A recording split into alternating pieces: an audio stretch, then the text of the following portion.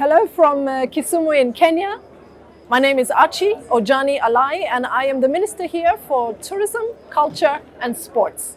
We're delighted to have over 6,000 delegates here with us in Kisumu for the AfriCities conference. This is the 9th edition.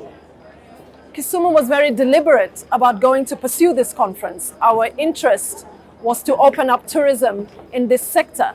And as you know, tourism has many components. The one we wanted to focus on, and that was my task as the minister here for tourism, was conference tourism, business conference tourism. Bringing people here to deliberate about whatever topics it is that they want to deliberate on. What was the appeal that I had to create, that this government had to create in order to bring people into Kisumu for tourism, conference tourism? Number one was to increase the offering of flights. So at the moment, every day, we have 28 flights into Kisumu on a daily basis and 28 flights out. We have 4 carriers out of Jomo Kenyatta International Airport. We have 748, Jumbo Jet, we have Kenya Airways, of course, so 3. And out of Wilson Airport, we have Renegade and Safari Link. So it's been an active approach where we go out and talk to our would-be private sector investors and say, Kisumu is a good one to bet on. So first you introduce and create an ease in terms of accessibility to the county. Kenya Airways, for example, is 26 minutes. The smaller aircrafts out of Wilson Airport are 40 minutes. We've also worked hard with Kenya Railways to ensure that the railway line now connects from Nairobi and the rest of Kenya into Kisumu. Number 3 is the Governor, Professor Peter Anyang' Nyong'o, has worked very hard together with His Excellency the President to ensure that the Kisumu port is refurbished and is back on track. So now, again, we offer the possibility of sea or water transportation. Again, it's about connectivity.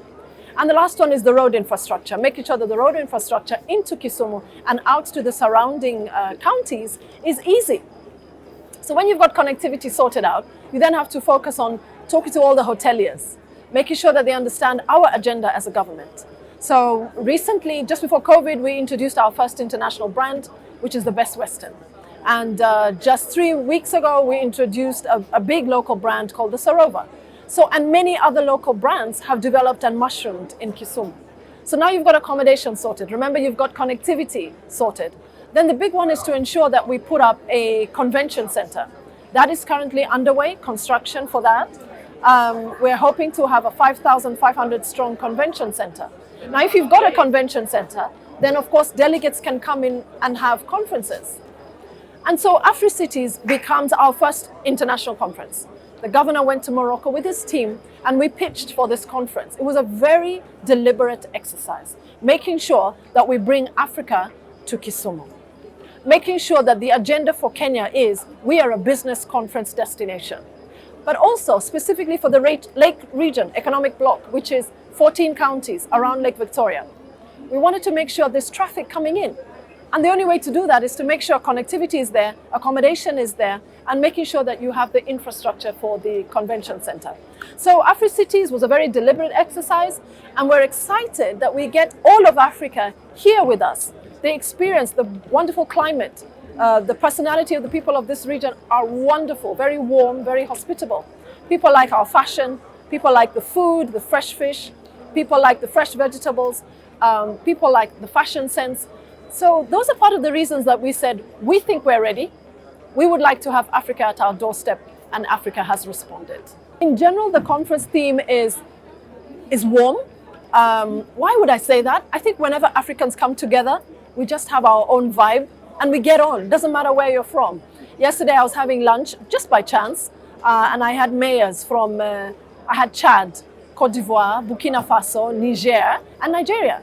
And it was like we knew each other all along, you know? So when Africans talk to Africa about Africa in Africa, conferences are a whole different vibe. We feel that now it's time to focus as a continent on connectivity. It's cheaper for me to fly from Nairobi to London than it is for me to fly from here to Gabon, for example. It's cheaper to go to Europe than it is to Africa. So we want to change those conversations. We want to pay attention to the environment. Our lake, for example, here in Kisumu, but all the climate change issues. So there's a very strong component of this conference that's dealing with the environment and climate change. We want to have a conversation around the youth, which is the bulging youth. We know that the youth are leaving the rural areas and going into the urban areas. So how are we going to make sure that the urban areas can accommodate them? What can we do to make sure that the rural areas are not cut off, that they have connectivity, electricity, internet, that there's opportunities for agriculture, and that the youth can see agriculture as something cool to do? But the government must empower them, all governments in Africa. How do we ensure that we have a conversation around culture, the preservation of our culture? Because the reason people travel these days, it's called experiential tourism. You want to experience tourism. I don't want to come to Kisumu and then only have pizza and chips and fries. I want to eat the food from that region. I want to meet the people from that region.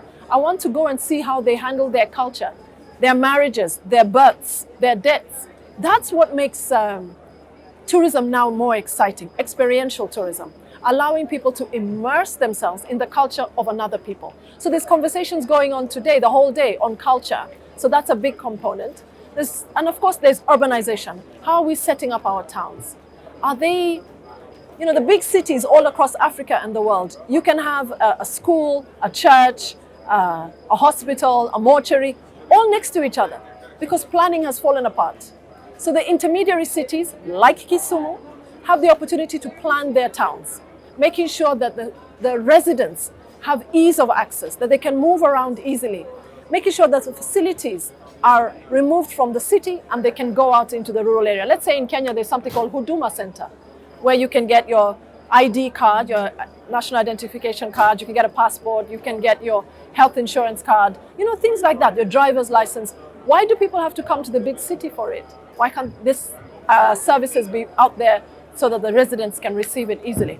So those are some of the conversations. I say AfriCities is a conversation in Africa, for Africa, by Africa, powered by all our partners, UN bodies, private sector, government, that believe in the story that is Africa.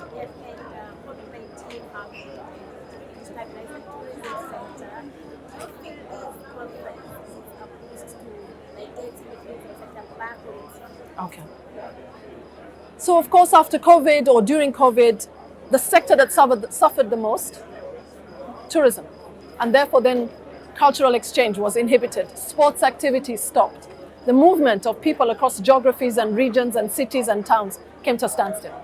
We're very lucky in Kisumu, very privileged that we got the timing right. And we weren't sure that we would receive as many delegates as we can see. But I can say 2 years after COVID, people are ready to travel. People are ready to get back, engage. We've learned through COVID that each country must be self-sustaining, that continent of Africa must learn to talk to each other, to survive. Because sometimes airlines will stop, but I might be able to drive to my neighboring county and country. So Africa has learned we can be left alone. Europe has learned it can be left alone. The Americas, Australia, etc. So now that we know that can happen, this conversation, this conference could not have come at a better time. And in terms of movement, I can see that countries were ready to travel. The citizens were ready to travel, to transact on economic development, people-centered development, having conversations that empower this, our beautiful continent that is Africa. So I think COVID did what it did.